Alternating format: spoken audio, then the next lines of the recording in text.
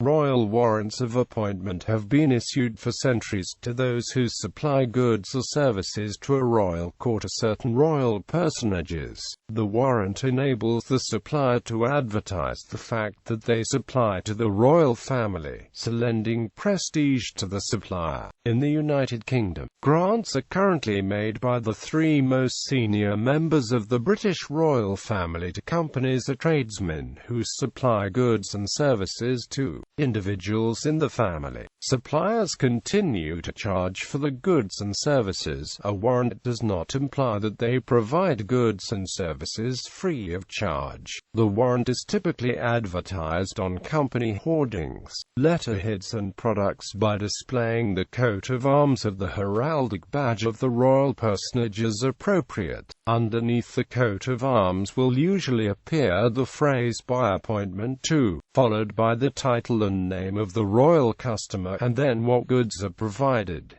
No other details of what is supplied may be given. History. The earliest recorded British royal charter was granted to the Weavers' Company in 1155 by Henry II of England. Food and drink suppliers have always been some of the most important warrant holders to the palace. One of the first monarchs to grant a warrant was King George IV, who turned Buckingham Palace into his residence. Organization. Warrants are currently granted for the Queen, the Duke of Edinburgh, and the Prince of Wales. Warrants issued by the Queen Mother automatically expired in 2007, 5 years after her death. Royal warrants are only awarded to tradesmen, such as carpenters, engravers, cabinet makers, dry cleaners, even chimney sweeps. Some are well-known companies, many are not. The professions, employment agencies, party planners,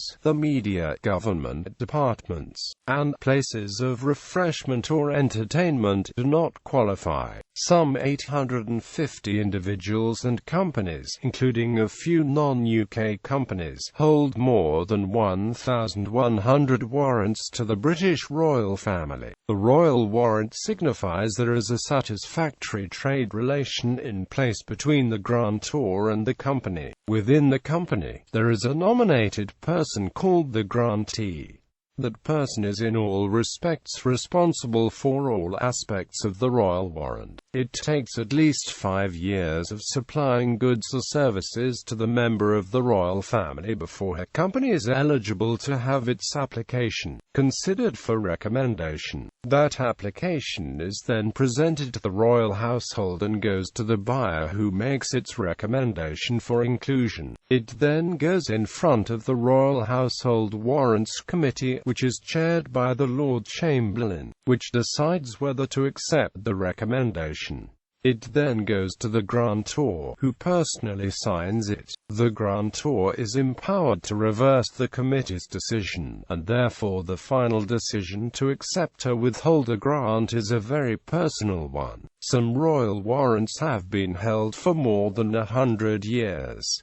Goods need not be for the use of the grantor. For example, cigarettes were only bought for the use of guests of the royal family, but these warrants were cancelled in 1999 as a matter of public policy. For business, the granting of a royal warrant is a huge boost, because royal approval may be displayed in public with the coat of royal arms of the grantor, indicating that the services or products are of high quality. Most warrant holders are members of the Royal Warrant Holders Association, which liaises closely with the palace. Its secretary, Richard Peck, is a former submarine commander. Bibliography. By appointment.